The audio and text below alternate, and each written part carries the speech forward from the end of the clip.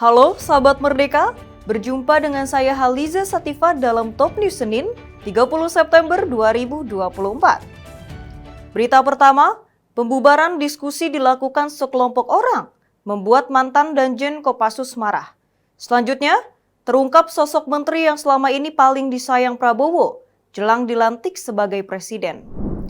Berita pertama, diskusi kebangsaan diaspora bersama tokoh dan aktivis nasional yang digelar di Hotel Grand Kemang, Jakarta Selatan, dibubarkan sekelompok orang tak dikenal pada Sabtu 28 September 2024. Pembubaran tersebut membuat sosok mantan Danjen Kopassus Sunarko marah besar, hingga menyebut kata-kata keras.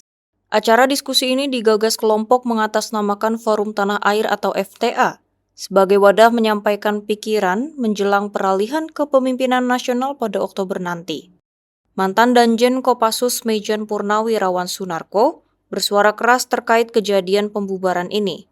Dia menuntut bukan hanya pelaku lapangan, tapi otak kejadian harus diusut tuntas. Ini forum diskusi yang peduli kepada negara kesatuan Republik Indonesia, yang kita tahu amburadul.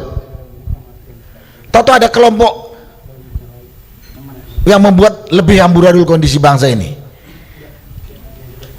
Saya hanya menunggu apakah pemerintah melalui aparat terkait dalam hal ini kepolisian akan bertindak tidak dengan kejadian brutal atau biadab tadi. Kita akan lihat hukum betul berlaku untuk semua warga atau tidak. Itulah yang bisa saya sampaikan pada kesempatan ini. Diketahui Kapolres Metro Jakarta Selatan, Kombes Ade Rahmat Idnal, menyebut pihaknya telah menyita berbagai rekaman video untuk mengidentifikasi para pelaku. Sejauh ini, polisi telah mengamankan 5 orang yang diduga terlibat dalam aksi tersebut. 2 orang ditetapkan sebagai tersangka yang terindikasi melakukan tindak pidana perusakan dan penganiayaan. Wakil Ketua Dewan Pembina Gerindra Hasyim Jojo Hadikusumo membocorkan sosok menteri era Presiden Jokowi yang menjadi kesayangan Prabowo Subianto.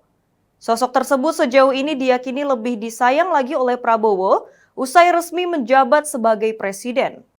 Hal itu diungkap Hasyim saat menjadi pembicara dalam acara paguyuban sosial Marga Tionghoa Indonesia di Jakarta Sabtu akhir pekan lalu.